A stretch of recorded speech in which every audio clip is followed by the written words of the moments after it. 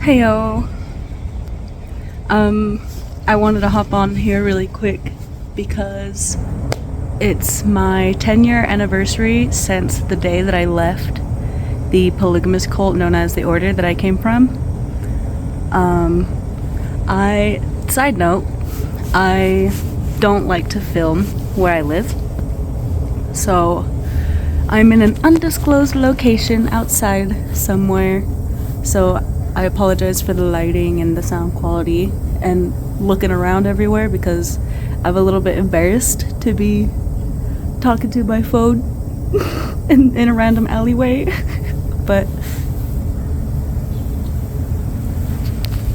this is just gonna be a short video as a way to celebrate 10 years, and I also think it'd be nice if every year on January 22nd I can come out with a extra video just to celebrate the day that I first left.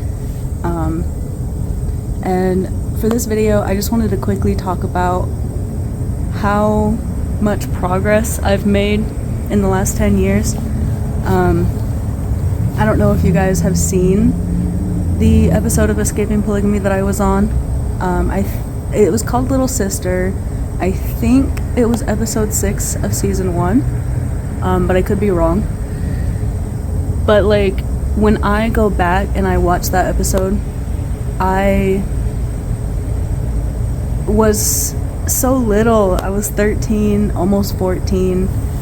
I was extremely little, but I was also like under the impression that as soon as I got out, my life would instantly be sunshine and rainbows, and I would never have any problems ever again.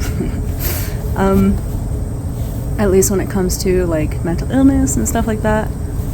I ended up having a really long journey through foster care, and that's a topic for a whole nother video, but I just was at such a low point for so long, for most of my life.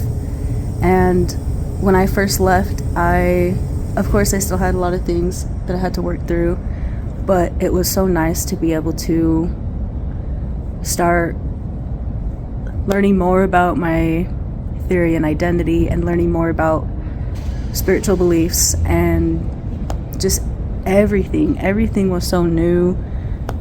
Even just going to McDonald's was new. I mean, we didn't go very often, and when we did, it was like my mom would just choose something for us. So experiencing different restaurants, something my caseworker was really good at doing, because we were supposed to have meetings like every couple of months or so, and she would always take me out to a restaurant. And at first, for the first couple of years, she would always take me somewhere new, somewhere I've never tried before. And it's just like stuff like that, like being able to experience new things. I remember I felt like I had no other option. In order to be happy, I had to leave. And of course there were times when things were really hard and I was struggling with a lot of other issues, and especially with being in foster care, a lot of the times I used to doubt myself, and I used to think, was it even worth it? Was it worth giving up everything in my life, all my friends, all my family, to leave and to still struggle with self-harm and struggle with depression and anxiety and all these things? And of course there were times in my life where I was like, I should have just stayed, I should have just unalived myself. And now, like, being where I am, in 2024, I've had the best year I've ever had in my whole life. And even then, like, obviously not everything is perfect. There's still things that I need to work on when it comes to like therapy and financial goals for myself. But to actually experience happiness, like true genuine happiness, like so happy I could cry for more than like a short amount of time, to be happy for months, that's like something I never thought would be possible for me. And especially back then when I was going through foster care, I couldn't imagine living to be 18 or living to be 21. I'm 23 now and I'll be 24 in March. And it's like I couldn't even imagine where my life would be 10 years later when I first left. Like, something I distinctly remember was thinking, like, some of the things that I've actually got to accomplish that I thought I would be able to do were things like going out on dates and learning what it's like to be in a relationship, and getting a job on the outside, and, you know, face piercings and wearing makeup and being able to dye my hair whatever color I want and style it however I want, being able to wear whatever I want. Oh, and I got tattoos, of course. But anyways, I was like, I'm never gonna smoke, I'm never gonna drink, I'm not gonna swear. And now to just have the freedom to be able to say a cuss word if I want to and not feel like I'm gonna die and instantly be electrocuted, struck by lightning, and smitten by God. That's really nice. And even now, it's like, even though I'm trying to quit smoking cigarettes, it's nice to know that I have that freedom, and I have the freedom to go to a bar and buy myself a drink if I want to. Obviously, I don't want to ever take it too far to where it's affecting my health, but to be able to just do so much, like, I need to make a whole new video about everything that I'm able to do now that I'm out. And it's just, it's a celebration for sure. I'm actually recording this a day before the anniversary, but I'm also celebrating today. So I'm taking myself out to dinner. I bought myself a couple of toys. I got myself a Littlest Pet Shop. Maybe I'll have a picture at the end of the video. And it's like, even though I left, and even though when I first left I felt like I'm giving up my whole family, I now have family members that also ended up leaving after me. And not only that, but I gained family members I never even knew I had. Like my aunt and uncle. Just knowing that I can message them on social media without needing it to be like a huge secret and risking my safety just to do so. Like, I thought I was losing everybody, and especially like with Chanel and Jessica and Andrea, and I knew they were willing to help me, but there was a point in time, if you guys have seen my previous videos where I talk about what it was like when I left, there were points in times where I wasn't even allowed to see them because the court had ruled that I couldn't have contact with pretty much anybody in my family that had left the cult, which is really messed up. And so there were times where I was like, well, I just lost everybody. Like, I lost everybody once, and then I met new people, and then I lost them again. And there were times in my life where I was like, how do I rebuild those connections? How do I reach out to those people? Like, what if they don't like who I turned into?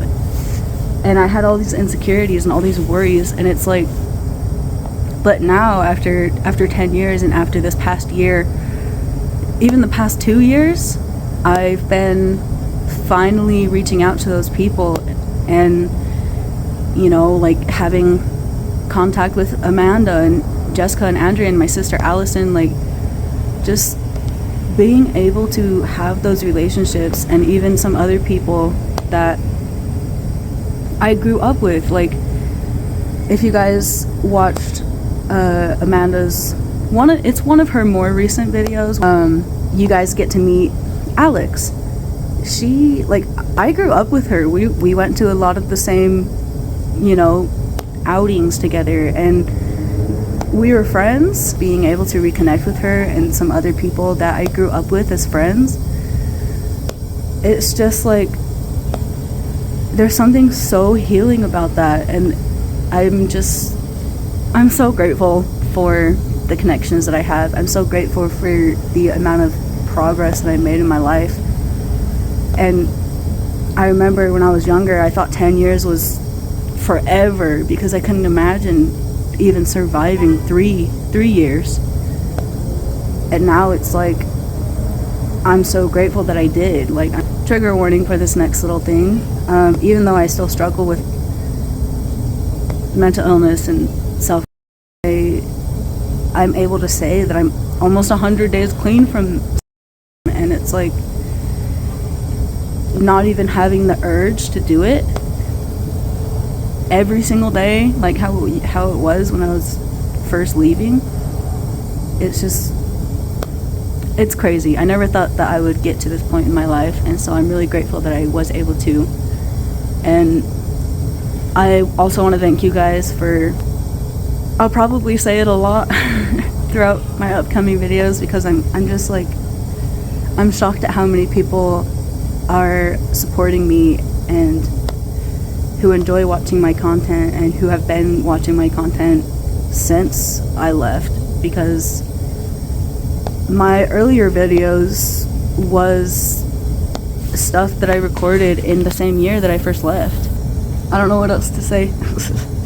I guess it's just, I wanted to let you guys know that it's been 10 years and I wanted to celebrate with you guys.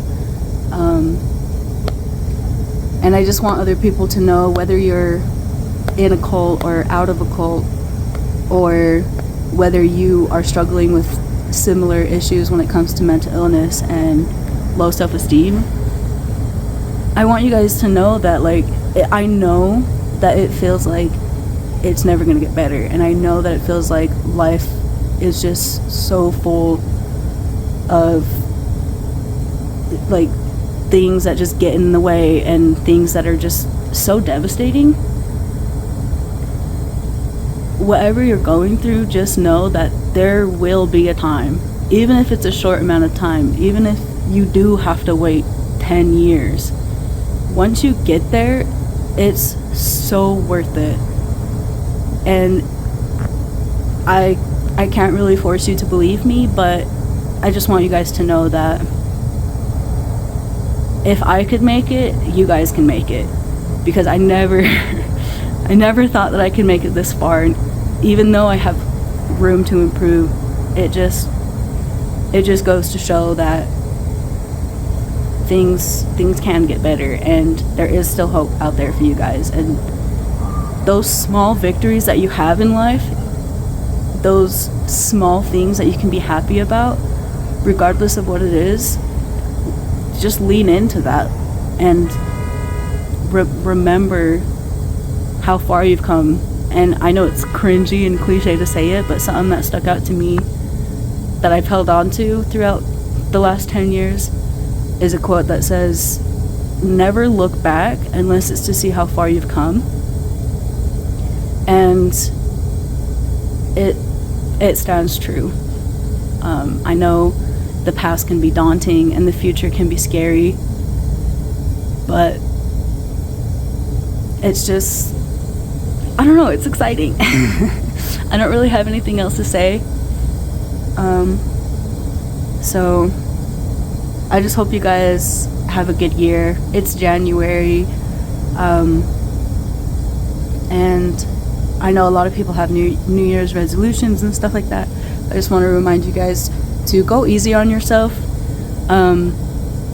Obviously strive to be the best person you can be and do challenge yourself, but go easy on yourself and forgive yourself if there's days where you don't meet the goals that you want to meet, or if the year ended and you looked back on it and thought there's so much that I said I was going to do that I didn't do. Like, just know that there's always this coming year. There's always second chances that you can take to make those improvements. And be kind to yourself and lean into the good parts of life. Don't let yourself dwell on the bad things, but allow yourself to feel the emotions that you need to feel when you're not feeling well. Just remind yourself that it's temporary and that it will go away, even if 10 years sounds like a long time. Once 10 years go by, it's really not, like, it's not as long as it seems.